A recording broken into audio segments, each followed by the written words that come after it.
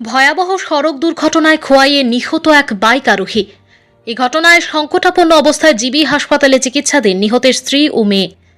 ঘটনা শুক্রবার রাত আনুমানিক 11:15 নাগাদ খোয়াইয়ের জাতীয় সড়কের মহাদেব টিলা ট্রাই জাংশনে। ঘটনা বিবরণী জানা যায়, মহাদেব টিলার কীর্তনের আসর থেকে একটি মোটর বাইকে করে সিঙ্গিছড়ার বাড়িতে ফিরছিলেন রঞ্জিত দেব, স্ত্রী সোমা দেব ও মেয়ে দেবশ্রী দেব। চোরাইকাঠ বোঝায় একটি বুলেরো গাড়ি দ্রুত বেগে কল্যাণপুরের দিক থেকে মহাদেব টিলা ট্রাই জাংশনে এসে ট্রাফিক আইন লঙ্ঘন করে সজোরে মোটর বাইকটিকে পিষে দিয়ে পালিয়ে যায়। ঘটনাস্থলেই মৃত্যু হয় বাইক চালক রঞ্জিত দেবের। তার বাড়ি সিঙ্গিছড়ায় বলে জানা যায়। বাইকটি খণ্ড খণ্ড হয়ে যায়। বাইকের পেছনের সিটে বসা নিহতের স্ত্রী সোমা দেব ও মেয়ে দেবশ্রী দেব গুরুতর আহত হন।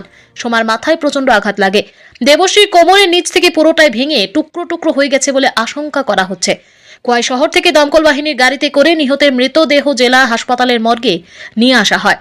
আহত মা ও মেয়েকে জেলা হাসপাতাল থেকে তড়িঘড়ি জিবি হাসপাতালে পাঠানো হয়েছে। দুজনের অবস্থায় সংকটজনক বলে খবর। এদিকে দুর্ঘটনার পরিপ্রেক্ষিতে এলাকাবাসী ঘটনাস্থলে সড়ক অবরোধে বসে। তাদের দাবি, চোরাইকাঠ বোঝাই গাড়ি ও চালককে আটক করতে হবে, ট্রাফিক ব্যবস্থা চালু করতে হবে।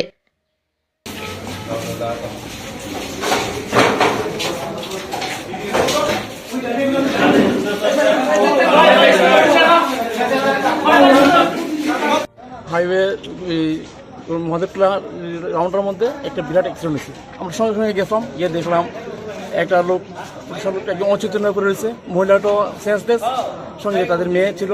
তো মেয়েটা কথা কইতে পারে। মেয়েটার থেকে নাম জানলাম।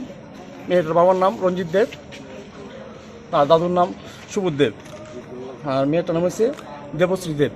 তাদের বাড়ি সিঙ্গিছড়া শিববাড়ি। আর মেয়েটার মার নাম? মেয়েটার মার নাম হচ্ছে সোমা দাস দেব। মানে কিভাবে অ্যাক্সিডেন্ট হয়েছে একটু জানতে পারছেন নি? এখানে লোকাল মানুষই কইছে একটা বুলেরো গাড়ি তাদের বাড়ি দিয়া বাইকটা পুরো দুই টুকরা করে দিয়েছে।